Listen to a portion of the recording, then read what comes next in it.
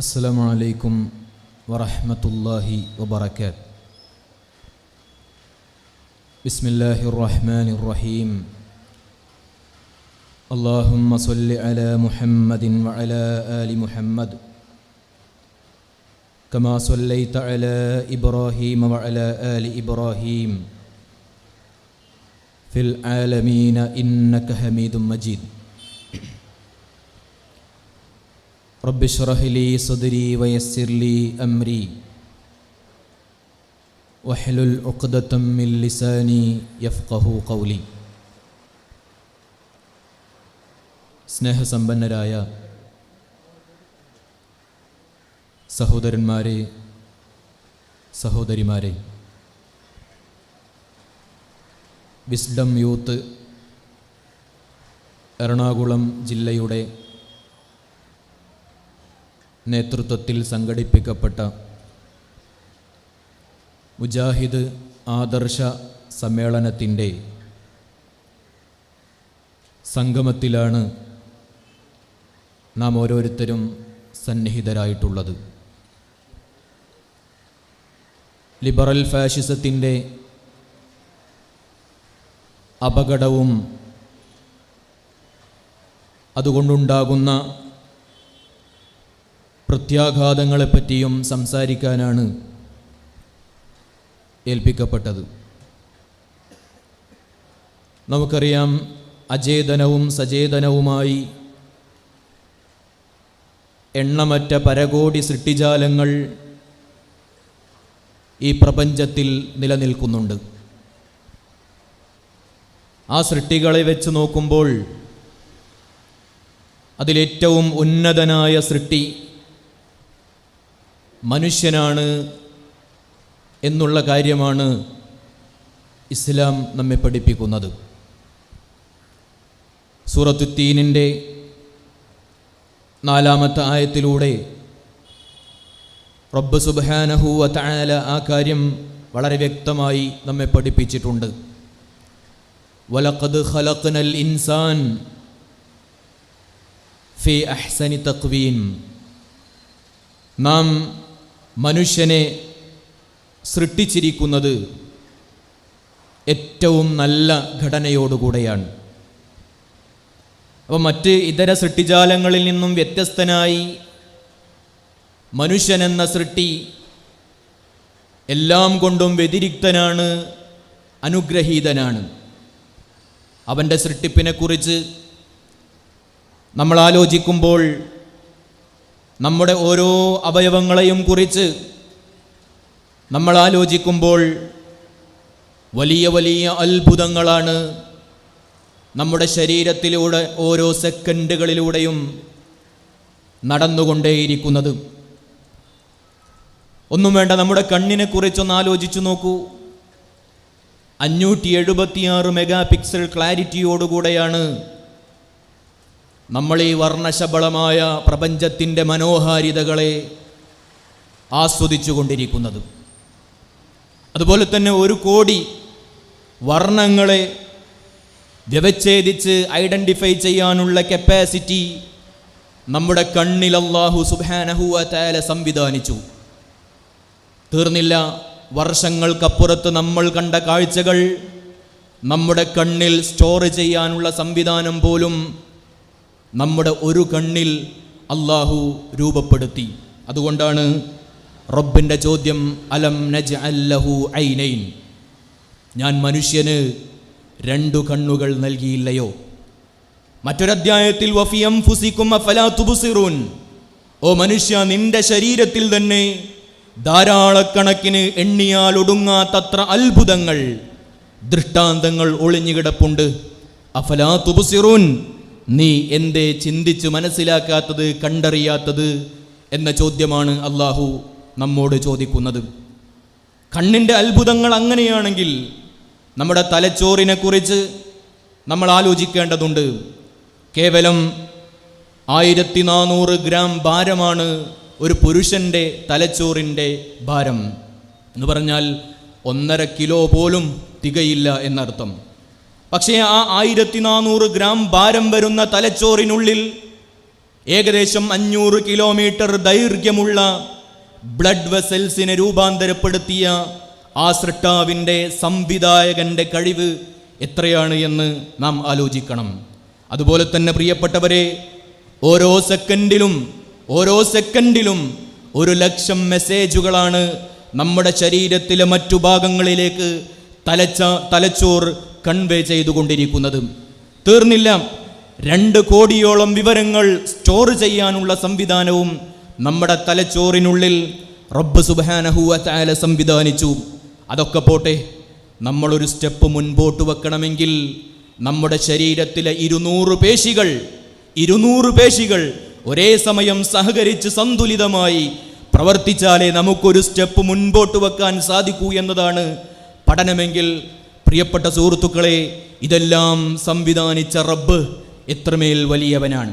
അതുകൊണ്ടാണ് റബ്ബ് പറഞ്ഞത്, ഇതര സൃഷ്ടിജാലങ്ങളിൽ നിന്നും മനുഷ്യനെ ഏറ്റവും ഭംഗിയുള്ള വ്യക്തിത്വമായി കൊണ്ട് പടപ്പായി ഞാൻ സൃഷ്ടിച്ചിരിക്കുന്നു.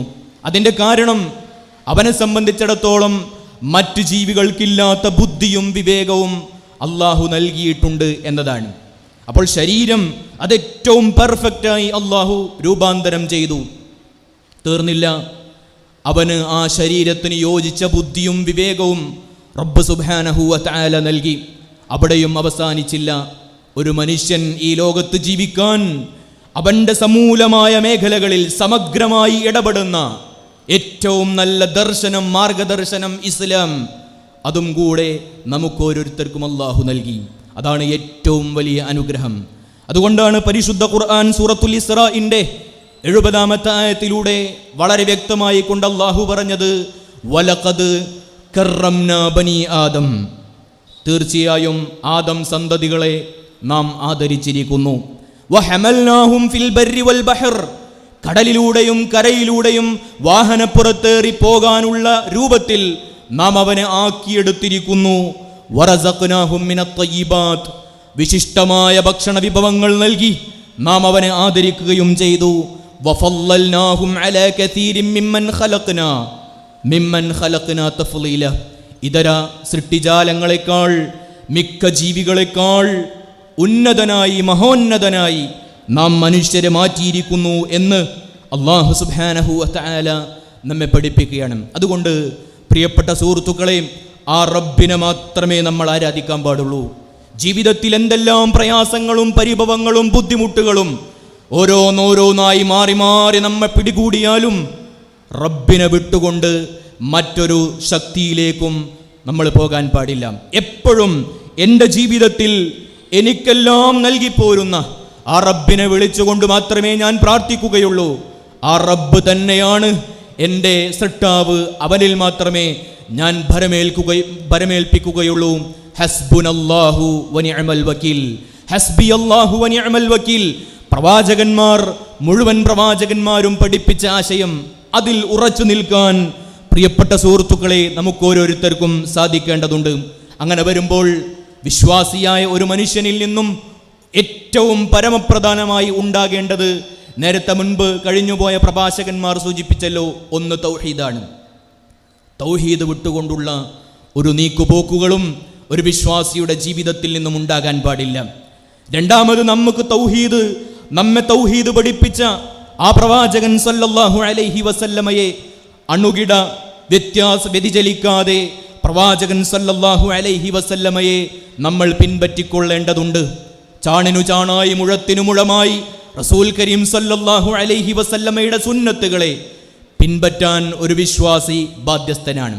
അങ്ങനെ വരുമ്പോൾ വിശ്വാസിയെ സംബന്ധിച്ചിടത്തോളം അവൻ ഏറ്റവും നല്ല മനുഷ്യനായി മാറുകയാണ്. അള്ളാഹുവിനെ അനുസരിച്ചുകൊണ്ട്, പ്രവാചകനെ അനുസരിച്ചുകൊണ്ട് ജീവിക്കുന്ന ആളുകളെപ്പറ്റി, മുസ്ലിം ഉമ്മത്തിനെ പറ്റി അള്ളാഹു സുബ്ഹാനഹു വ തആല സൂറത്തു ആലി ഇമ്രാനിന്റെ 110-ാമത്തെ ആയത്തിലൂടെ പ്രഖ്യാപിക്കുന്നത്, കുൻതും ഖൈറ ഉമ്മ, ഓ മുസ്ലിം സമൂഹമേ, കുൻതും ഖൈറ ഉമ്മ, നിങ്ങൾ ഉദാത്തമായ ഉത്തമമായ സമൂഹം തന്നെയാകുന്നു. എന്താണ് നിങ്ങളുടെ പ്രത്യേകത? ഉഖ്രിജത് ലിന്നാസ്, ജനങ്ങൾക്ക് വേണ്ടി നിങ്ങളെ രംഗത്ത് കൊണ്ടുവരപ്പെട്ടവരാണ്.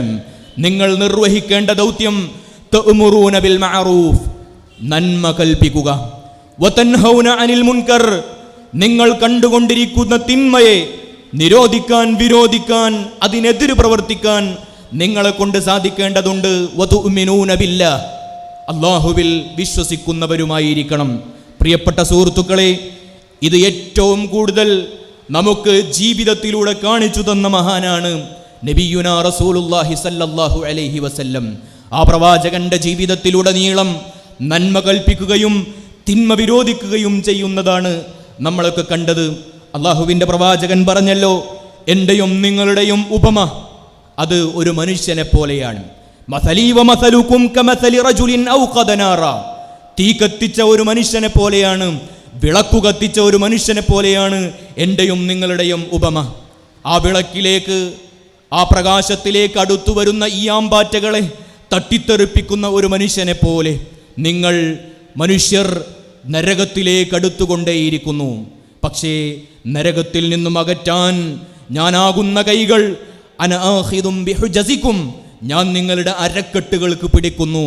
വഅൻതും തഫല്ലതൂന മിൻ യദി, നിങ്ങൾ എൻ്റെ കൈകളിൽ നിന്നും കുതറിമാറി വീണ്ടും നരകത്തിൻ്റെ എരിപരികൊള്ളുന്ന തീയിലേക്ക് ചാടാൻ വേണ്ടി നിങ്ങൾ പരിശ്രമിച്ചു കൊണ്ടേയിരിക്കുന്നു എന്ന് അള്ളാഹുവിൻ്റെ പ്രവാചകൻ സല്ലല്ലാഹു അലൈഹി വസല്ലം നമ്മെ പഠിപ്പിച്ചു. അതുകൊണ്ട് പ്രിയപ്പെട്ടവരെ, ഈ പ്രവാചകന്റെ മാതൃക ഉൾക്കൊണ്ടുകൊണ്ട് നന്മ കൽപ്പിക്കാനും തിന്മ വിരോധിക്കാനും നമുക്കൊക്കെ സാധിക്കേണ്ടതുണ്ട്. ഇന്ന് എനിക്ക് ഏൽപ്പിക്കപ്പെട്ട വിഷയം അതിൻ്റെ ഭാഗമാണ്. ഇന്ന് സമൂഹത്തെ ബാധിക്കുന്ന ദുരവ്യാപകമായ പ്രത്യാഘാതങ്ങൾ ഉണ്ടാകാനിടയുള്ള, സമൂഹത്തിനെ കാർന്നു തിന്നുന്ന ലിബറൽ ഫാഷിസത്തെക്കുറിച്ചാണ് എനിക്ക് സംസാരിക്കാനുള്ളത്. നമുക്കറിയാം, ഈ രാജ്യം ഹിന്ദുത്വ ഫാഷിസം അനുഭവിച്ച രാജ്യമാണ്. ഇന്നും ഇന്നലകളിലും അതിൻ്റെ കെടുതികൾ കണ്ടവരാണ്, മനസ്സിലാക്കിയവരാണ്. ഇസ്ലാമിൻ്റെ പരിഭാവനമായ പള്ളികളെ തകർത്തുകൊണ്ടേയിരിക്കുന്ന പ്രവണത ഇത്തരം ഫാഷിസ്റ്റ് ശക്തികളിൽ നിന്നും ഉണ്ടായിക്കൊണ്ടിരിക്കുന്നുണ്ട്. അതുപോലെ തന്നെ ക്രൈസ്തവ ദേവാലയങ്ങൾ ചുട്ടുചാമ്പലാക്കുന്നു. അതുപോലെ തന്നെ ഈ രാജ്യത്തിൻ്റെ സ്വാതന്ത്ര്യത്തിനു വേണ്ടി പടപൊരുതിയ മുസ്ലിം നേതാക്കന്മാരുടെ പേരുകൾ ചരിത്രത്താളുകളിൽ നിന്നും വെട്ടിമാറ്റിക്കൊണ്ടേയിരിക്കുന്നു. മുസൽമാൻ്റെ പള്ളികൾ അല്ലെങ്കിൽ മുസൽമാൻ്റെ വീടുകൾ പ്രതികരിച്ചതിൻ്റെ പേരിൽ തകർത്തുകൊണ്ടേയിരിക്കുന്നു. അങ്ങനെ പരമ്പര, പീഡനത്തിൻ്റെയും പ്രയാസപ്പെടുത്തലിൻ്റെയും പരമ്പര തന്നെ ഈ ഹിന്ദുത്വ ഫാഷിസത്തിൽ നിന്നും അതിൻ്റെ വക്താക്കളിൽ നിന്നും ഉണ്ടായിക്കൊണ്ടേയിരിക്കുന്നു. ഇതിൻ്റെ ഒരു പ്രത്യേകത, ഇത്തരം പൊളിറ്റിക്കൽ ഫാഷിസത്തിൻ്റെ അപകടങ്ങൾ നമുക്ക് നേരിട്ട് കണ്ണുകൊണ്ട് കാണാൻ സാധിക്കുന്നു എന്നുള്ള കാര്യമാണ്. എന്നാൽ ഇന്ന് നമ്മൾ ചർച്ച ചെയ്യാൻ ഉദ്ദേശിക്കുന്ന ലിബറൽ ഫാഷിസത്തിൻ്റെ അപകടം, ഈ ലിബറലുകൾ അവർ നമ്മളറിയാതെ, നമ്മുടെ മക്കളറിയാതെ നമ്മുടെ മക്കളുടെ ദീൻ നഷ്ടപ്പെടുത്താൻ പരിശ്രമിച്ചു കൊണ്ടേയിരിക്കുന്നു എന്നുള്ള കാര്യമാണ്. ലിബറൽ ഫാഷിസത്തെക്കുറിച്ച് പറയുമ്പോൾ എന്താണ് ലിബറലിസം എന്ന് നാം നോക്കേണ്ടതുണ്ട്. ലിബറലിസം എന്ന് പറഞ്ഞാൽ അത് നിർമ്മത ആശയമാണ്, ദൈവനിഷേധമാണ്, സ്വതന്ത്ര ചിന്തയാണ്. എന്തും തോന്നിയതുപോലെ ജീവിക്കാം, ആരോടും ഉത്തരം പറയേണ്ടതില്ല, ഈ ലോകം തന്നെ തനിയെ ഉണ്ടായതാണ്, ഇതിൻ്റെ പിന്നിലൊരു സ്രഷ്ടാവില്ല, അതുകൊണ്ട് തന്നെ ഇഷ്ടം പോലെ ആസ്വദിക്കാൻ പറ്റുന്ന പരമാവധി ആസ്വദിച്ചുകൊണ്ട് ജീവിക്കുക, ഇതാണ് ഈ ലോകത്ത് നാം ചെയ്യേണ്ടത്. അതിനപ്പുറമൊരു ദൗത്യം ഇല്ല എന്നുള്ളതാണ് ലിബറൽ ചിന്താഗതിക്കാർ പറഞ്ഞു വെക്കുന്നത്. നിങ്ങളൊന്ന് ആലോചിച്ച് നോക്കൂ, നമ്മുടെ കേരളത്തിൽ 6 വരിപ്പാതയുടെ നിർമ്മാണം തകൃതിയായി നടന്നുകൊണ്ടിരിക്കുകയാണ്. അതിൽ ആ ദേശീയപാതയിൽ സഞ്ചരിക്കുമ്പോൾ നമുക്കറിയാൻ സാധിക്കും, അതിൽ 6 വരി ട്രാക്കുകൾ രേഖപ്പെടുത്തി വച്ചിട്ടുണ്ട്. ഒന്ന് ആലോചിച്ച് നോക്കൂ, എന്തിനാണ് റോട്ടിൽ ഇങ്ങനെ ട്രാക്കുകൾ രേഖപ്പെടുത്തി വച്ചിരിക്കുന്നത്? അതില്ലാത്ത ഒരു അവസ്ഥ ആലോചിച്ചു നോക്കൂ. വാഹനങ്ങൾ ഇഷ്ടം പോലെ അങ്ങോട്ടും ഇങ്ങോട്ടും ചീറിപ്പാഞ്ഞ് അപകടങ്ങൾ ഉണ്ടാകാനുള്ള സാധ്യത ഏറെയാണ്.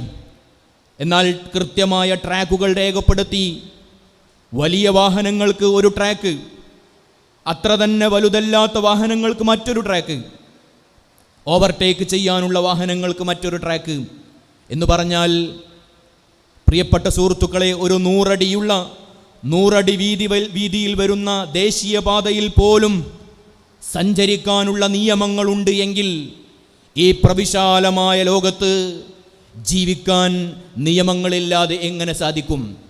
അപ്പോൾ വലിയ ഒരു അപകടമാണ് തോന്നിയതുപോലെ ജീവിച്ചാൽ ഈ ലോകത്ത് സംഭവിക്കാൻ പോകുന്നത് എന്ന് നാം ഓരോരുത്തരും തിരിച്ചറിയേണ്ടതുണ്ട്. അരുതായ്മകളോ ലിമിറ്റേഷനുകളോ അതിർവരമ്പുകളോ ഇല്ലാത്ത മൈ ബോഡി മൈ ചോയ്സ് എന്നതാണ്.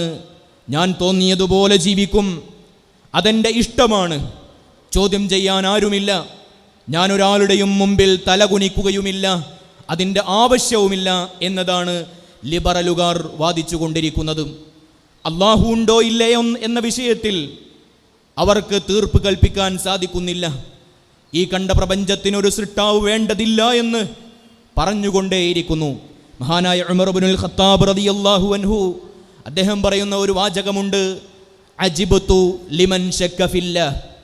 അള്ളാഹുവിൻ്റെ വിഷയത്തിൽ, ഈ പ്രപഞ്ചത്തിന് സൃഷ്ടാവുണ്ടോ ഇല്ലേ എന്ന വിഷയത്തിൽ ശങ്കിച്ചു കൊണ്ടിരിക്കുന്ന ഒരു മനുഷ്യനെ ഓർക്കുമ്പോൾ എനിക്ക് അത്ഭുതമാണ്.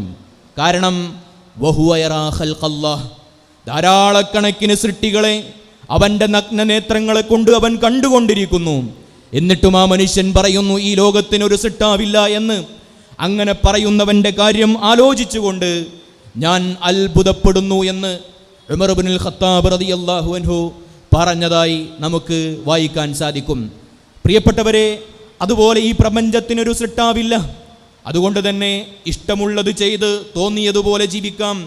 അതിനെന്തെല്ലാം കാര്യങ്ങൾ വേണ്ടതുണ്ടോ അതെല്ലാം ഇത്തരക്കാർക്ക് അനുവദിക്കപ്പെട്ടതുമാണ്. ഈ അടുത്തു പോലും നമ്മളൊക്കെ വലിയ ബുദ്ധിരാക്ഷസനാണെന്ന് വിചാരിക്കുന്ന മനുഷ്യൻ പോലും പറയുകയാണ്, യഥേഷ്ടം മനുഷ്യന് കഞ്ചാവും MDMA-യും ലഹരിയും ഉപയോഗിക്കാനുള്ള സ്വാതന്ത്ര്യം വേണം. എന്തിനാണത് തടയുന്നത്? ഒരു മനുഷ്യൻ്റെ ആസ്വാദനമല്ലേ?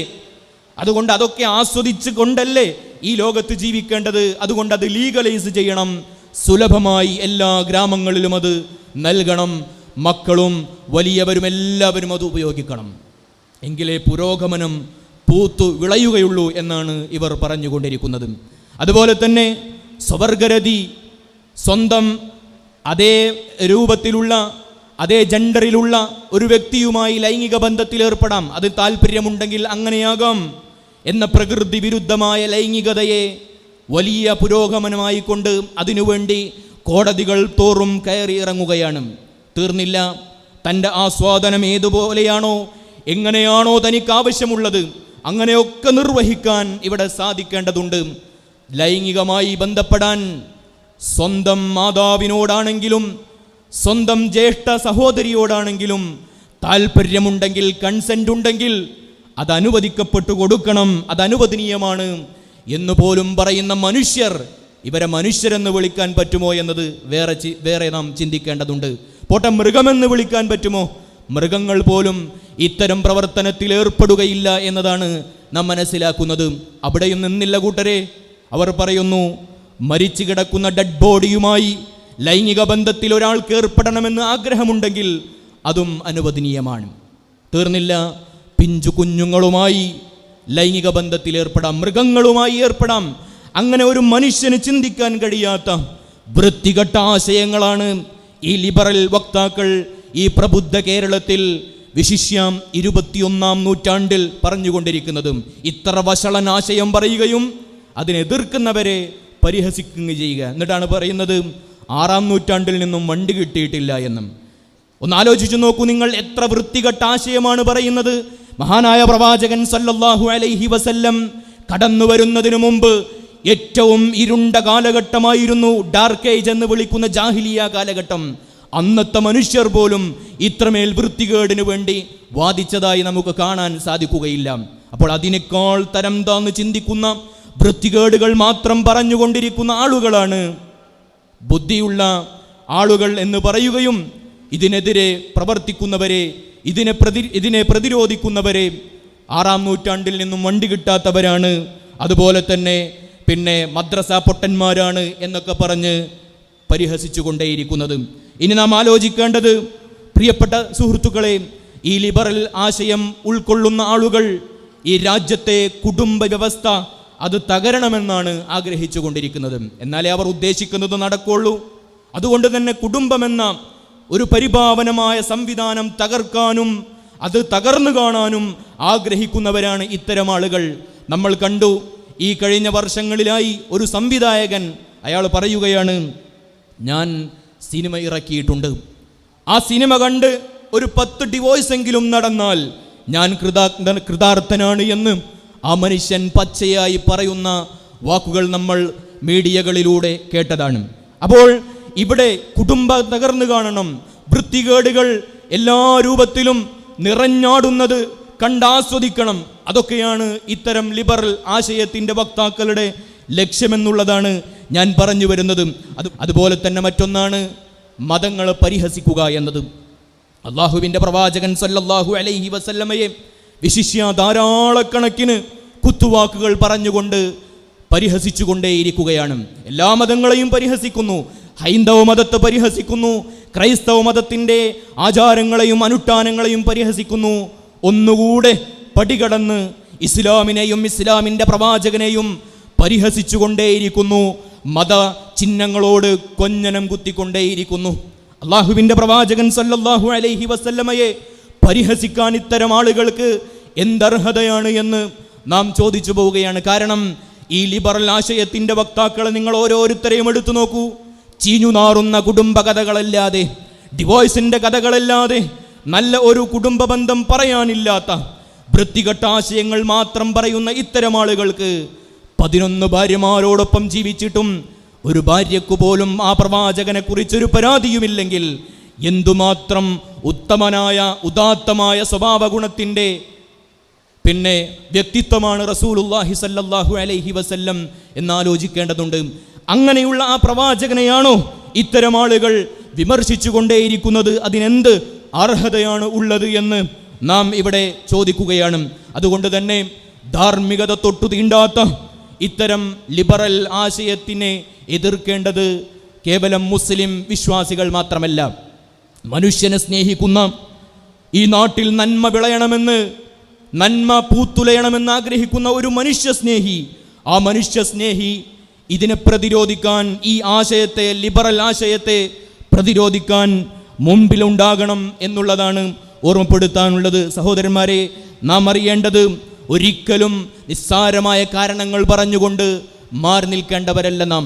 നേരത്തെ പറഞ്ഞല്ലോ, ഒരു വിശ്വാസിയെ സംബന്ധിച്ചിടത്തോളം അവൻ്റെ ജീവിതത്തിൽ അവൻ്റെ വൈയക്തിക, പ്രാസ്ഥാനിക, കൗടംബിക, സാമൂഹിക രംഗത്തുള്ള തിന്മയെ എതിർക്കാൻ ഒരു വിശ്വാസി മുന്നോട്ട് വരേണ്ടതുണ്ട്. അങ്ങനെ നോക്കുമ്പോൾ സമൂഹത്തെ കാർന്നു തിന്നുന്ന ഇത്തരം ആശയത്തെ നഖശികാന്തം എതിർക്കാൻ നമുക്ക് സാധിക്കണം. എങ്ങനെയാണോ നമുക്ക് സാധിക്കുന്നത്? എഴുത്തുകളിലൂടെയാണോ? ഇത്തരം ആശയത്തിൻ്റെ അപകടങ്ങൾ മറ്റുള്ളവർക്ക് പറഞ്ഞു കൊടുക്കുന്നതിലൂടെയാണോ? സംസാരിക്കുന്നതിലൂടെയാണോ? എങ്ങനെയാണെങ്കിലും നമ്മുടെ ഒരു പ്രതിഷേധം, നമ്മുടെ ഒരു പ്രതികരണം ഇതിനെതിരെ ഉണ്ടായിരിക്കേണ്ടത് വളരെ അനിവാര്യമായ ഒരു ഘട്ടത്തിലാണ് നാം ഓരോരുത്തരും എത്തി നിൽക്കുന്നത്. എന്നാൽ ലിബറൽ ആശയമൊക്കെ ആർക്കും സ്വന്തം ഇഷ്ടപ്രകാരം ജീവിക്കാം. അതിന് നമ്മുടെ രാജ്യം അനുവാദം നൽകുന്നുണ്ട്. ഏത് ആശയത്തിൽ വേണമെങ്കിലും ആളുകൾക്ക് ജീവിക്കാം. പക്ഷേ പ്രശ്നം എന്താണ്? ഇത്തരം ഈ തോന്നിവാസങ്ങൾ അത് പൊതുവിദ്യാലയങ്ങളിലേക്ക് കൊണ്ടുവരുമ്പോൾ, പൊതു പ്ലാറ്റ്ഫോമുകളിൽ നിർബന്ധപൂർവം അടിച്ചേൽപ്പിക്കുമ്പോൾ അത് വിഷയം മാറുകയാണ്. അതാണ് ഇവിടെ പറയുന്നത്, അത് ലിബറൽ ഫാഷിസമായി മാറുകയാണ്. അവരുടെ ആശയം, അവരുടെ കൾച്ചറൽ ആശയം അത് മറ്റുള്ളവരെ കൂടെ അടിച്ചേൽപ്പിക്കുമ്പോൾ അത് ഫാഷിസമായി മാറുകയാണ്. നമുക്കറിയാം, ഈ കഴിഞ്ഞ 2022 ജൂൺ മാസത്തിലാണ് ബാലുശ്ശേരിയിലെ പിന്നെ ഹൈസ്കൂളിൽ അല്ലെങ്കിൽ ഹയർ സെക്കൻഡറി സ്കൂളിൽ ഒരു ജെൻഡർ ന്യൂട്രൽ യൂണിഫോമുമായി ബന്ധപ്പെട്ട വിവാദമുണ്ടായത്. അവിടെ പിന്നെ എല്ലാ പെൺകുട്ടികളും ആൺകുട്ടികളെപ്പോലെ വസ്ത്രം ധരിക്കണമെന്ന നിർബന്ധ ബുദ്ധി അല്ലെങ്കിൽ നിർബന്ധം അവിടുത്തെ മാനേജ്മെൻറ്റ് പുറത്തിറക്കി. അതോടുകൂടെ വിഷയം കത്തി അല്ലേ. അത് യഥാർത്ഥത്തിൽ ഒരു സ്ത്രീയുടെ വസ്ത്ര സ്വാതന്ത്ര്യത്തെ ഹനിക്കലാണ് എന്ന് പറഞ്ഞ് പ്രതിഷേധം കത്തിയുയർന്നു.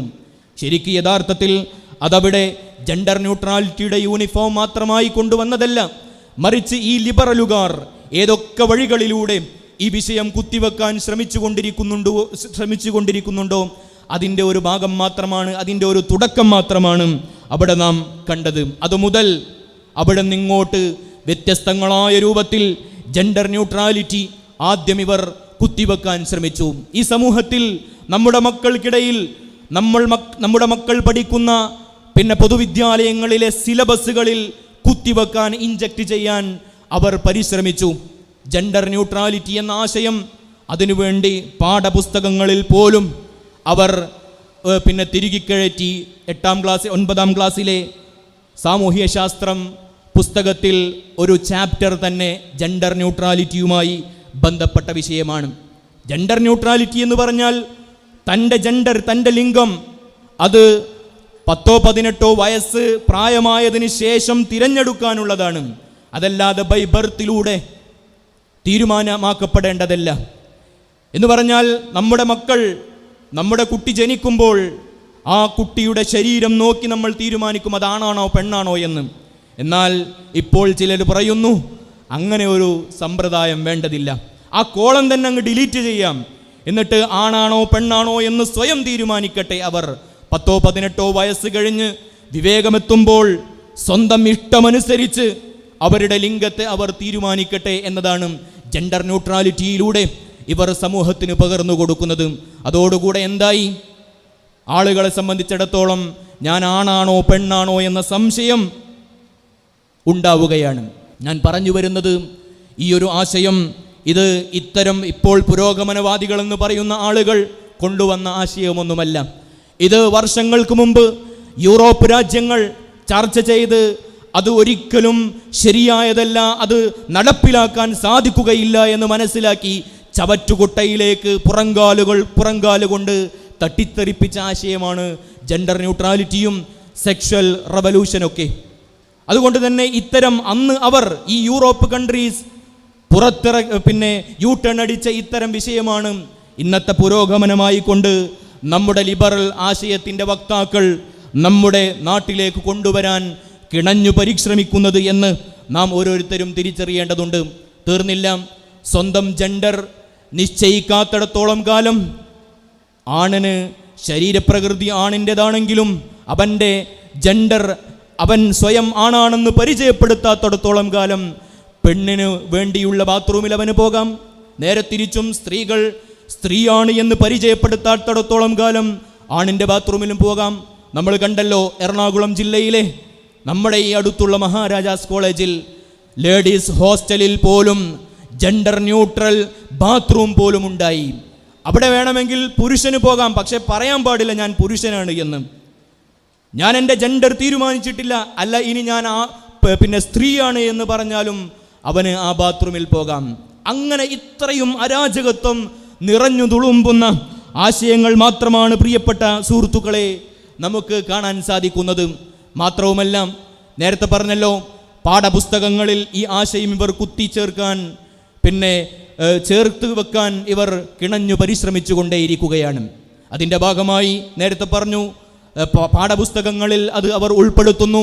അതുപോലെ തന്നെ NSS ക്യാമ്പുകളിൽ ഇത്തരം ആശയങ്ങൾ സ്വന്തം ജെൻഡറിലുള്ള വ്യക്തിയുമായി ലൈംഗിക ബന്ധത്തിലേർപ്പെടാം എന്ന സ്വവർഗരതിയെ പ്രോത്സാഹിപ്പിച്ചുകൊണ്ട് അതിനുള്ള പാഠങ്ങൾ, അതിനുള്ള മെസ്സേജുകൾ പകർന്നു കൊടുക്കുകയാണ്. കേവലം സ്വന്തം ആശയം സ്വീകരിച്ച് വീട്ടിലിരിക്കുകയല്ല, മറിച്ച് പൊതുസമൂഹത്തിലേക്ക്, പൊതു പ്ലാറ്റ്ഫോമുകളിലേക്ക് ഇത്തരം ആശയങ്ങൾ കടത്തിക്കൊണ്ടുവരാൻ, ഒളിച്ചു കടത്താൻ ഇവർ പരിശ്രമിച്ചു കൊണ്ടേയിരിക്കുന്നതാണ് നാം ഓരോരുത്തരും കണ്ടുകൊണ്ടിരിക്കുന്നത്. അതുകൊണ്ടാണ് നാം പറയുന്നത്, ഇതിനെ നാം ഈ മുജാഹിദ് പ്രസ്ഥാനം മാത്രം എതിർത്താൽ പോരാ, മറിച്ച് മനുഷ്യസ്നേഹിയായ മുഴുവൻ ആളുകളും ഇത്തരം വൃത്തികെട്ടവന്മാരെ പിടിച്ചു കെട്ടാൻ ഇവർക്കെതിരെ പ്രതിരോധമുയർത്താൻ ഒരേപോലെ ഒരേ മനസ്സോടുകൂടെ ഏതുപോലെ ഫാഷിസത്തിനെതിരെ, ഹിന്ദുത്വ ഫാഷിസത്തിനെതിരെ രാജ്യത്തെ മുഴുവൻ ജനങ്ങളും ഒറ്റക്കെട്ടായി നിന്നതുപോലെ ഈ ലിബറൽ ഫാഷിസത്തെയും പിടിച്ചുകെട്ടാൻ, ഇതിൻ്റെ വൃത്തികെട്ട ആശയങ്ങൾ തുറന്നു കാണിക്കാൻ നാം ഓരോരുത്തരും കഴിവിൻ്റെ പരമാവധി അക്ഷീണം പ്രവർത്തിക്കേണ്ടതുണ്ട് എന്നതാണ് സൂചിപ്പിക്കാനുള്ളത്. ഇതൊക്കെ പറയുമ്പോൾ നമ്മളൊക്കെ കേട്ടതാണ്, മാധ്യമങ്ങളിലൂടെയും മീഡിയ ചാനലുകളിലൂടെയുമൊക്കെ ഇതിനെതിരെ പറയുമ്പോൾ താലിബാനികളാണ്, തീവ്രവാദികളാണ്, മദ്രസ പൊട്ടന്മാരാണ്, 6-ാം നൂറ്റാണ്ടിൽ നിന്നും വണ്ടി കിട്ടാത്തവന്മാരാണ് എന്നൊക്കെ പറഞ്ഞു പരിഹസിക്കാൻ ആളുകളുണ്ട്. എന്നാൽ അള്ളാഹുവിൻ്റെ പ്രവാചകൻ സല്ലല്ലാഹു അലൈഹി വസല്ലമ പറഞ്ഞതു അത് തന്നെയാണ്. അവസാന കാലഘട്ടം വരുമ്പോൾ മുസ്ലിമായി ജീവിക്കുന്നവനെ സംബന്ധിച്ചിടത്തോളം വലിയ പ്രയാസത്തിലായിരിക്കും. കുത്തുവാക്കുകളും പരിഹാസങ്ങളും ആക്ഷേപങ്ങളും കേൾക്കേണ്ടി വരും. കൽ ഖാബിദി അലൽ ജംറ, അവൻ്റെ ഉള്ളൻ കയ്യിൽ തീക്കട്ട പിടിച്ചവനെ പോലെ പ്രയാസപ്പെട്ടുകൊണ്ടേയിരിക്കേണ്ടി വരും. അത്രമേൽ ദുരിതമായിരിക്കും. ഒരു മുസ്ലിമാണ് എന്ന് പറഞ്ഞു ജീവിക്കാൻ പരിഹാസമുണ്ടാകും, കുത്തുവാക്കുകൾ ഉണ്ടാകും. കാരണം ഒരു മുസ്ലിമിനെ സംബന്ധിച്ചിടത്തോളം ഞാൻ പറഞ്ഞല്ലോ, തിന്മ കാണുമ്പോൾ അതിനെ എതിർക്കേണ്ടി വരും. തിന്മയെ സംബന്ധിച്ചിടത്തോളം ഒരിക്കലും തിന്മയോട് രാജിയാകാൻ ഒരു മുസ്ലിമിനെ സംബന്ധിച്ചിടത്തോളം സാധ്യമല്ല. അവന് ആ തിന്മയെ എതിർക്കേണ്ടി വരും. പ്രവാചകൻ പറഞ്ഞു, ഒരു തിന്മ കാണുമ്പോൾ നിനക്ക് സാധിക്കുമെങ്കിൽ നിന്റെ കൈ കൊണ്ട് നീ അതിനെ തടയുക. അല്ല, നിനക്ക് കൈ കൊണ്ട് തടയാൻ സാധിക്കുകയില്ല, നിന്റെ വാക്കുകൾ കൊണ്ട്, നിന്റെ നാവ് കൊണ്ട് ആ തിന്മക്കെതിരെ നീ സംസാരിക്കുക. അതിനും നിനക്ക് സാധിച്ചിട്ടില്ലെങ്കിൽ നിന്റെ ഹൃദയം കൊണ്ടെങ്കിലും ആ തിന്മയെ വെറുക്കണേ എന്ന് അള്ളാഹുവിൻ്റെ പ്രവാചകൻ അഷ്റഫുൽ ഖൽഖ് റസൂലുള്ളാഹി സ്വല്ലല്ലാഹു അലൈഹി വസല്ലം നമ്മെ പഠിപ്പിച്ചിട്ടുണ്ട്. അതിൻ്റെ ഭാഗമായിട്ടാണ് സമൂഹത്തെ മൊത്തത്തിൽ ബാധിക്കുന്ന, സമൂഹത്തിന് പ്രയാസമുണ്ടാകുന്ന വലിയ വിപത്തായ ഇത്തരം ലിബറൽ ഫാഷിസ്റ്റ് ചിന്താഗതിക്കാരെ പുറത്തു കൊണ്ടുവരുന്ന ഇത്തരം പ്രോഗ്രാമുകൾ ഈ കൂട്ടായ്മ നടത്തിക്കൊണ്ടേയിരിക്കുന്നത്. അപ്പോൾ ജെൻഡർ ന്യൂട്രാലിറ്റി മുതൽ അവിടെ നിന്നിങ്ങോട്ട് ഇവരുടെ ആശയങ്ങൾ ഇവരിങ്ങനെ ഒളിച്ചു കടത്തിക്കൊണ്ടിരിക്കുകയാണ്. അതിൻ്റെ അവസാനത്തെ കണ്ണിയാണ് സൂംബ നൃത്തവുമായി കൊണ്ടുള്ള വിവാദം. നമുക്കറിയാം, സൂംബ നൃത്തം എന്ന് പറഞ്ഞാൽ അത് തീർത്തും ലാറ്റിൻ അമേരിക്കൻ, വിശിഷ്യ കൊളംബിയൻ സംസ്കാരവുമായി സാമുദായികവുമായി ബന്ധപ്പെട്ട നൃത്തമാണ് സൂംബ നൃത്തം. അതിന് ഒരു കൾച്ചറൽ എലമെൻ്റ് ഉണ്ട്. അവരുടെ യൂറോപ്യൻ കൺട്രീസിൻ്റെ കൾച്ചറാണ് ആ സൂംബയിലുടനീളം നിൽക്കുന്നത്. ഇതൊരു വേൾഡ് വൈഡ് കമ്പനിയുടെ ഭാഗമായിട്ടുണ്ടായതാണ്. ഇതിന് പ്രത്യേകമായി ആഗോളതലത്തിൽ നടത്തപ്പെട്ടുകൊണ്ടിരിക്കുന്ന ഡാൻസ് ആയതുകൊണ്ട് തന്നെ കൃത്യമായ ഒഫീഷ്യൽ വെബ്സൈറ്റൊക്കെ സൂംബ നൃത്തത്തിനുണ്ട്. അതിൽ നമ്മൾ പോയി സെർച്ച് ചെയ്താൽ നമുക്ക് കാണാൻ സാധിക്കും, കൃത്യമായി ഇസ്ലാമിൻ്റെ ആശയങ്ങൾക്കോ ഇസ്ലാമിൻ്റെ അനുഷ്ഠാനങ്ങൾക്കോ വിശ്വാസങ്ങൾക്കോ ഒരിക്കലും യോജിക്കാൻ കഴിയാത്ത, തീർത്തും ഇസ്ലാമിൻ്റെ ആശയത്തിന് വിഘാതമായി നിൽക്കുന്ന കാര്യങ്ങൾ മാത്രമാണ് അതിൽ നമുക്ക് കാണാൻ സാധിക്കുന്നത്. 4 പ്രധാനപ്പെട്ട കാരണങ്ങൾ കൊണ്ട് തന്നെ ഒരു മുസ്ലിമിനെ സംബന്ധിച്ചിടത്തോളം സൂംബ നൃത്തത്തെ അനുകൂലിക്കാൻ, ഉൾക്കൊള്ളാൻ സാധിക്കുകയില്ല. ഒന്നാമത്, അതിൽ മ്യൂസിക്കിൻ്റെ എലമെൻ്റ് ഉണ്ട്. എന്നാൽ യഥാർത്ഥത്തിൽ ഇസ്ലാമിൻ്റെ പ്രമാണങ്ങൾ പഠിക്കുന്ന ഒരാൾക്കും മ്യൂസിക്കിനെ അനുകൂലിക്കാൻ സാധിക്കുകയില്ല. മ്യൂസിക് ഹറാമാണ്. ആ മ്യൂസിക് കേൾക്കുമ്പോൾ ഒരു മനുഷ്യൻ്റെ ഹൃദയത്തിൽ കാപട്യം മാത്രമേ ഉണ്ടാവുകയുള്ളൂ എന്ന് റസൂൽ കരീം സല്ലല്ലാഹു അലൈഹി വസല്ലം നമ്മളെ പഠിപ്പിച്ചു. അങ്ങനെയുള്ള മുസ്ലിമിന് അംഗീകരിക്കാൻ കഴിയാത്ത മ്യൂസിക് ഈ സൂംബ നൃത്തവുമായി കൊണ്ട് കടന്നു വരുന്നുണ്ട്. രണ്ടാമത്, സ്ത്രീയുടെ ഔറത്ത് വെളിവാകുന്നു എന്നുള്ളത് തന്നെയാണ്. അല്പവസ്ത്രം എന്ന് പറഞ്ഞത് വെറുതെയൊന്നുമല്ല, ബോധപൂർവം തന്നെയാണ്. കാരണം ഇവർ മുൻപോട്ട് വെക്കുന്ന ട്രയൽ ഡാൻസിൻ്റെ രൂപമെടുത്ത് പരിശോധിക്കുമ്പോൾ അതിലൊക്കെ നമ്മൾ കാണുന്നത് ഈ പറഞ്ഞ അല്പവസ്ത്രം തന്നെയാണ്. ഔറത്ത് വെളിവാകുന്നു. ഇനി ഔറത്ത് വെളിവായിട്ടില്ലെങ്കിൽ സ്ത്രീയുടെ ശരീരത്തിൻ്റെ നിമ്നോന്നതികൾ അത് എക്സ്പോസ് ചെയ്യപ്പെടുന്ന ഒരു അവസ്ഥ അതിലുണ്ട്. അതുകൊണ്ട് തന്നെ അത് ഇസ്ലാമിനെ അംഗീകരിക്കാൻ കഴിയില്ല. മൂന്നാമതായി കൊണ്ട് സ്ത്രീ പുരുഷൻ ഇടകലർന്നുകൊണ്ടുള്ള നൃത്തമാണ്. ഒരിക്കലും ഇഖ്തിലാത്തിനെ സംബന്ധിച്ചിടത്തോളം ഇഖ്തിലാത്ത് എന്നത് ഇസ്ലാം അംഗീകരിക്കാത്ത സംഗതിയാണ്. ആണും പെണ്ണും വളരെ അനിവാര്യമായ ഘട്ടത്തിലല്ലാതെ കൂടിക്കലരാൻ പാടില്ല എന്ന് പഠിപ്പിക്കുന്ന ദർശനമാണ് പരിശുദ്ധ ഇസ്ലാം.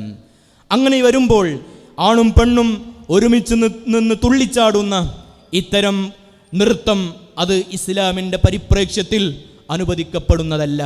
നാലാമതായി കൊണ്ട് ഒരു സ്ത്രീ അന്യ പുരുഷന്മാരുടെ മുമ്പിൽ നൃത്തം വെക്കാൻ പാടില്ല എന്നുള്ളതാണ്. നൃത്തത്തെ സംബന്ധിച്ച് സ്ത്രീകൾക്ക് നൃത്തം ഹറാമൊന്നുമല്ല. സ്ത്രീയെ സംബന്ധിച്ചിടത്തോളം നൃത്തം ചെയ്യാം. ആ നൃത്തം തൻ്റെ ഭർത്താവിൻ്റെ മുമ്പിലായിരിക്കണമെന്ന് മാത്രം. അതല്ലെങ്കിൽ അന്യപുരുഷന്മാരുടെ ഇടയിൽ ആകാതിരിക്കാൻ ശ്രദ്ധിക്കണം. അന്യപുരുഷന്മാരുള്ള വേദിയിൽ സ്ത്രീ ഒരിക്കലും നൃത്തം ചെയ്തുകൂടാ.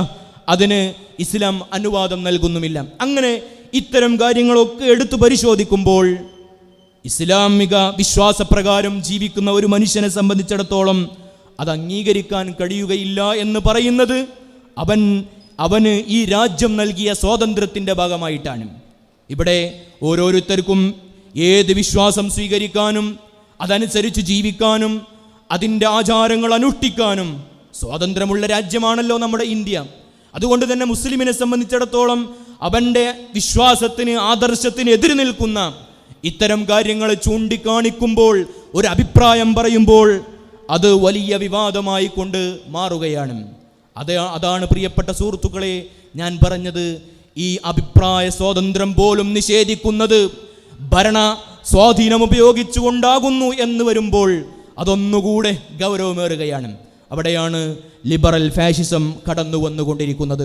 ഇനി നമ്മൾ ഈ സൂംബയുടെ നാൾ വഴികളെക്കുറിച്ച് ആലോചിച്ചു നോക്കൂ. 3 മാസങ്ങൾക്ക് മുമ്പ് മുഖ്യമന്ത്രി എന്തോ ഒരു പേര് പറഞ്ഞു, സൂംബയോ സാംബയോ ജുംബയോ, അത് അദ്ദേഹത്തിന് തന്നെ കൃത്യമായി അറിയുന്നില്ല.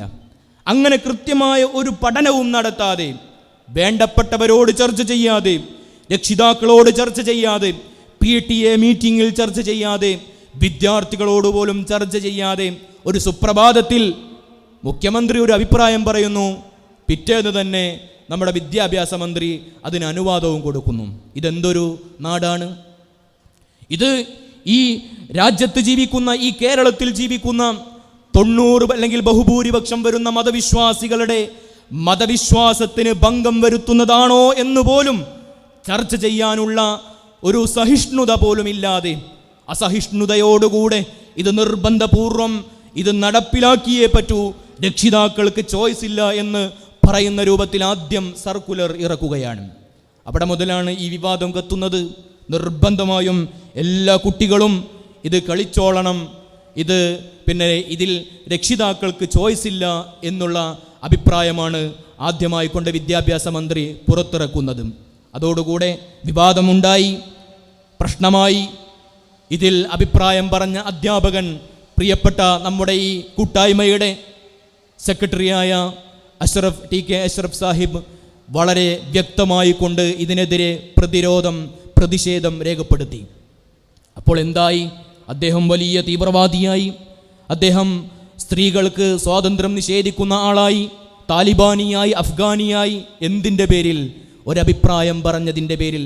അതുകൊണ്ടാണ് നമ്മൾ പറയുന്നത്, അഭിപ്രായ സ്വാതന്ത്ര്യം പോലും നിഷേധിക്കുന്ന ഒരു കാലഘട്ടത്താണ് നാം ജീവിച്ചു കൊണ്ടിരിക്കുന്നത്. പ്രത്യേകിച്ച് ഈ ലിബറൽ ആശയത്തിൻ്റെ വക്താക്കൾ, അവർ ഈ ഭരണ സ്വാധീനം ഉപയോഗിച്ചുകൊണ്ട് ഇവിടുത്തെ മതവിശ്വാസികളുടെ വിശ്വാസം അനുഷ്ഠിച്ച് ജീവിക്കാനുള്ള അവകാശം പോലും നിഷേധിച്ചു കൊണ്ടിരിക്കുന്ന സന്ദർഭത്തിലൂടെയാണ് പ്രിയപ്പെട്ട സഹോദരന്മാരെ നാം കടന്നു പോകുന്നത്. അതുകൊണ്ട് ഇത്തരം ആശയങ്ങളെയൊക്കെ എതിർക്കാൻ നാം ഓരോരുത്തരും തയ്യാറാകേണ്ടതുണ്ട്. ഇവിടെ ഒരു മതവിശ്വാസിയുടെ ആശയം പറയാനോ അല്ലെങ്കിൽ അവൻ്റെ വിശ്വാസമനുസരിച്ച് ജീവിക്കാനോ സ്വാതന്ത്ര്യമില്ല എന്ന് വരുമ്പോൾ അത് നമ്മുടെ ഭരണഘടന അനുവദിച്ച് നൽകുന്ന ആശയത്തിന്, അവകാശത്തിന് വിരുദ്ധമായി വരികയാണ്. നമ്മുടെ ഭരണഘടന പറഞ്ഞതെന്താണ്? ഓരോ മനുഷ്യൻ്റെയും അവൻ്റെ ആഗ്രഹത്തിനനുസരിച്ച് അവൻ്റെ ഇഷ്ടമുള്ള വിശ്വാസം സ്വീകരിച്ച് അത് ആചരിക്കാനും അതനുഷ്ഠിക്കാനും അത് പ്രബോധനം ചെയ്യാനുമുള്ള സ്വാതന്ത്ര്യം നൽകപ്പെടുന്നുണ്ട് എന്നുള്ളതാണ് ഭരണഘടന മുന്നോട്ട് വെക്കുന്നത്. എങ്കിൽ അതിനെപ്പോലും മറികടന്നുകൊണ്ടുള്ള ഇത്തരം ആശയങ്ങൾ ഒരിക്കലും അംഗീകരിക്കാൻ പാടില്ല എന്നുള്ളതാണ് നാം ഓരോരുത്തരും ഇവിടെ മനസ്സിലാക്കേണ്ടത്. പിന്നെ വലിയ പ്രശ്നമായി കൊണ്ടുപറഞ്ഞത് ലഹരിയെ ഉന്മൂലനം ചെയ്യാൻ ഇത്തരം ആളുകൾ സമ്മതിക്കുന്നില്ല എന്നതാണ്. ഒരിക്കലും നമ്മൾ ലഹരിയെ ഉന്മൂലനം ചെയ്യുന്നതിനോട് എതിർപ്പ് പ്രകടിപ്പിച്ചിട്ടില്ല. മറിച്ച് സൂംബ നൃത്തവും ലഹരിയും തമ്മിൽ എന്ത് ബന്ധമാണ് എന്നതാണ് നമ്മൾ ചോദിച്ചത്. സൂംബ നൃത്തം ചെയ്യുന്നതോടുകൂടെ ലഹരിയെല്ലാം ഇവിടെ നിന്ന് മാറിപ്പോകുമെങ്കിൽ ഏറ്റവും ആദ്യം നിറയെ നമ്മുടെ കേരളത്തിൽ ഓരോ ദിവസങ്ങളിലും പുതുതായി തുറന്നുകൊണ്ടിരിക്കുന്ന ബീവറേജ് ഔട്ട്ലെറ്റുകളുടെ മുമ്പിൽ എന്തുകൊണ്ട് ഈ നൃത്തം ചെയ്തുകൂടാ? സൂംബ നൃത്തം ലഹരിയെ പിന്നെ ഇല്ലാതാക്കുമെങ്കിൽ കള്ളുഷാപ്പുകളുടെ മുമ്പിലല്ലേ ഇത് നൃത്തം വെക്കേണ്ടത്? മദ്യപാനത്തിന് ക്യൂ നിൽക്കുന്നവരെ പിടിച്ച് നൃത്തം ചെയ്യിപ്പിക്കുക. അങ്ങനെയാണെങ്കിൽ ഒരാളെങ്കിലും പിന്മാറിയാലോ? ഇത് നമ്മൾ പറഞ്ഞു, പക്ഷേ അതിനൊന്നും മറുപടിയില്ല. നിങ്ങൾ ആലോചിച്ചു നോക്കൂ, ഈ കേരളത്തിൽ ലഹരിക്കെതിരെ, തിന്മകൾക്കെതിരെ ഏറ്റവും സുശക്തമായി സമരങ്ങൾ സംഘടിപ്പിച്ച പ്രസ്ഥാനമാണ് മുജാഹിദ് പ്രസ്ഥാനം.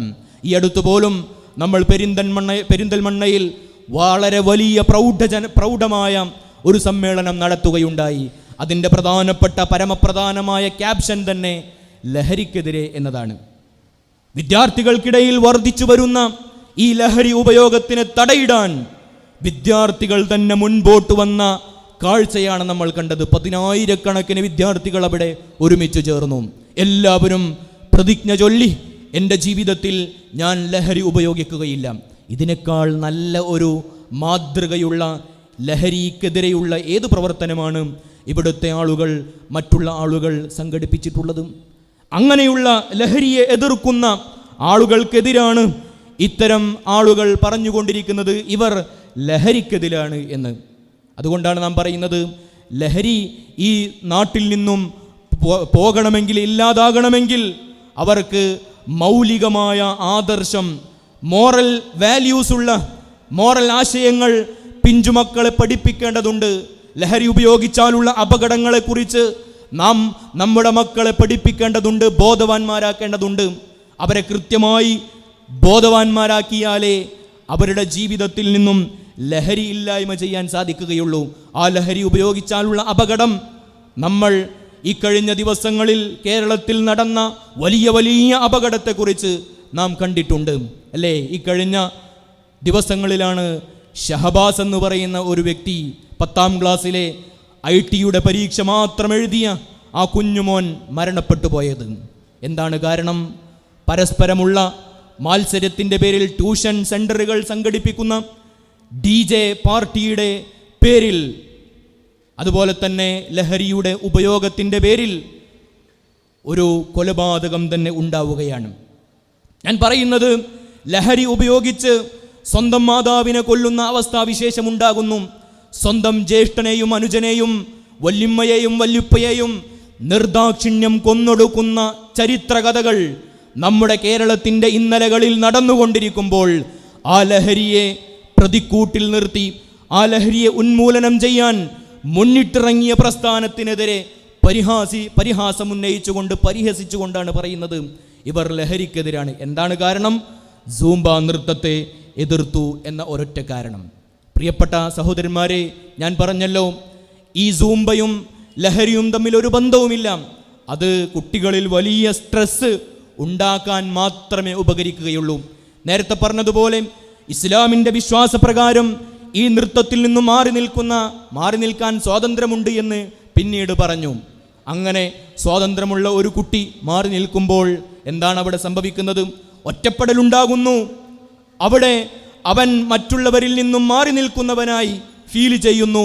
അതോടുകൂടെ അവന് ഉള്ള ടെൻഷൻ വർദ്ധിക്കുകയാണ് ചെയ്യുന്നത്. അതുകൊണ്ട് തന്നെ ഒരു പൊതു ഇടങ്ങളിലേക്ക് ഒരു നിയമം പാസ്സാക്കുമ്പോൾ അത് ഏറ്റവും അനുകൂലമായി കൊണ്ട് മാത്രമേ ആ നിയമത്തെ ഇംപ്ലിമെൻ്റ് ചെയ്യാൻ പാടുള്ളൂ എന്നുള്ള കാര്യം പോലും ഇത്തരം ആളുകൾ മനസ്സിലാക്കുന്നില്ല. നേരത്തെ പറഞ്ഞല്ലോ, ഇത്തരം ലിബറലിനെയും അതേപോലെ തന്നെയുള്ള വൃത്തികെട്ട ജെൻഡർ ന്യൂട്രൽ ആശയത്തെ പോലുള്ള, ജെൻഡർ സെൻസിറ്റിവിറ്റി പോലെയുള്ള, അതേപോലെ തന്നെ ഇക്കാര്യങ്ങളെയൊക്കെ എതിർക്കുമ്പോൾ വലിയ കുത്തുവാക്കുകളും പരിഹാസങ്ങളും കേൾക്കേണ്ടി വരും.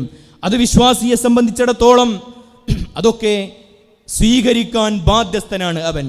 കാരണം അള്ളാഹുവിൻ്റെ പ്രവാചകൻ സല്ലല്ലാഹു അലൈഹി വസല്ലം ഒരുപാട് വിമർശനങ്ങൾ ഏറ്റുവാങ്ങിയിട്ടുണ്ട്.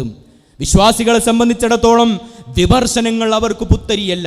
കാരണം ആദ്യമായി അള്ളാഹുവിൻ്റെ പ്രവാചകൻ സല്ലല്ലാഹു അലൈഹി വസല്ലം തൗഹീദ് മക്കക്കാരുടെ മുമ്പിൽ അവതരിപ്പിക്കുന്ന അന്ന് തന്നെ അബൂലഹബിൽ നിന്നും വിമർശനം ഏറ്റുവാങ്ങിയ ചരിത്രമാണ് പ്രവാചകനുള്ളത്.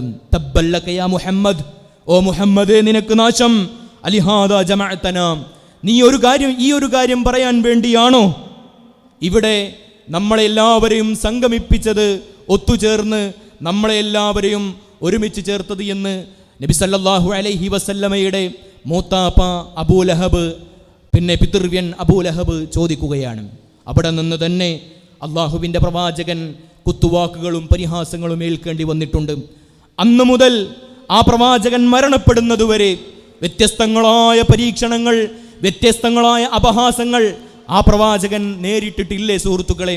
എത്ര തവണ പ്രവാചകൻ സല്ലല്ലാഹു അലൈഹി വസല്ലമയെ കൊല്ലാൻ വേണ്ടി, പ്രവാചകനെ ഈ ലോകത്തു നിന്ന് ഇല്ലായ്മ ചെയ്യാൻ വേണ്ടി ശത്രുക്കൾ കിണഞ്ഞു പരിശ്രമിച്ചിട്ടുണ്ട് അല്ലേ? ചീഞ്ഞളിഞ്ഞ കുടൽമാല പോലും അള്ളാഹുവിൻ്റെ തിരുദൂതർ സല്ലല്ലാഹു അലൈഹി വസല്ലമയുടെ മുതുകിൽ വന്നു വീണു. അങ്ങനെയുള്ള ഒരുപാട് ദുരിതങ്ങളും കുത്തുവാക്കുകളും ഏറ്റുവാങ്ങിയ റസൂൽ, ആ റസൂൽ കരീം സല്ലല്ലാഹു അലൈഹി വസല്ലം തന്നിലേൽപ്പിച്ച ദൗത്യത്തിൽ നിന്നും ഒരിക്കലും വിട്ടുമാറിയിട്ടില്ല.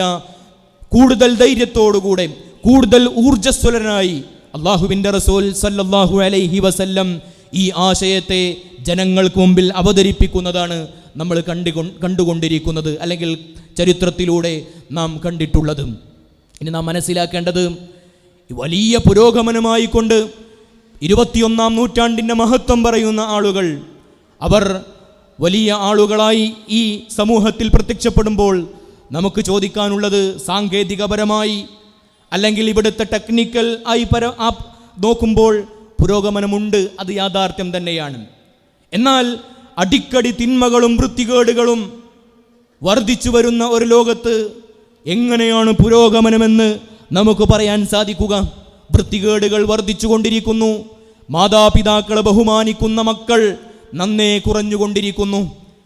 എന്തിനാണ് ഇങ്ങനെ ഒരു കുടുംബമെന്ന സിസ്റ്റം എന്ന് ചോദിക്കുന്ന ആശയം നമ്മുടെ മക്കൾ സ്വീകരിക്കുമ്പോൾ നമ്മുടെ മക്കൾ അറിയാതെ മോറൽ വാല്യൂസിൽ നിന്നും പിന്തിരിഞ്ഞ് നടന്നുകൊണ്ടിരിക്കുന്നു.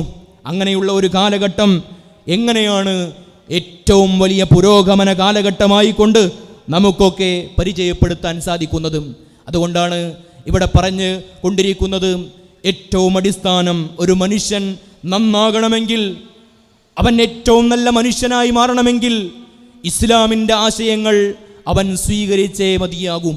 കാരണം ഇസ്ലാം എന്നുള്ളത് ഒരു മനുഷ്യൻ്റെ സമഗ്രമായ സമൂലമായ മേഖലകളിൽ ഇടപെട്ടുകൊണ്ടേയിരിക്കുന്ന ആശയമാണ്.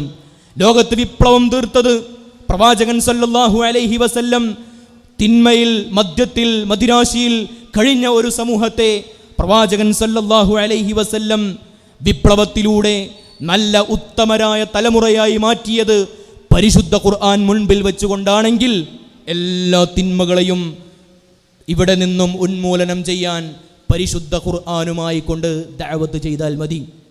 ആ ഖുർആനിലുണ്ട് എല്ലാം. മാതാവിനോട് എങ്ങനെ പെരുമാറണം, അതുപോലെ തന്നെ ഒരു കുടുംബത്തിൽ എങ്ങനെ പെരുമാറണം, സാമൂഹികമായ ബാധ്യതകൾ എന്തൊക്കെയാണ്, അയൽവാസിയോട് എന്തുമാത്രം വലിയ ബാധ്യതയാണ് നിനക്കുള്ളത്, അങ്ങനെ തുടങ്ങി സമൂഹത്തിൽ ജീവിക്കുന്ന ഒരു മനുഷ്യൻ കൃത്യമായി മനസ്സിലാക്കേണ്ടുന്ന A to Z വിഷയങ്ങൾ കൃത്യമായി പ്രതിപാദിക്കുന്ന ഒരു വലിയ ഗ്രന്ഥമാണ് പരിശുദ്ധ ഖുർആൻ. എല്ലാത്തിൻ്റെയും സൂചന ആ പരിശുദ്ധ ഖുർആനിലുണ്ട്. ഖുർആൻ തിബിയാനൻ ലികുല്ലി ഷൈഇൻ, എല്ലാത്തിനുമുള്ള പൂർണ്ണമായ ആശയം, പൂർണ്ണമായ നിർദ്ദേശങ്ങൾ നൽകുന്ന ഗ്രന്ഥമാണ് പരിശുദ്ധ ഖുർആൻ.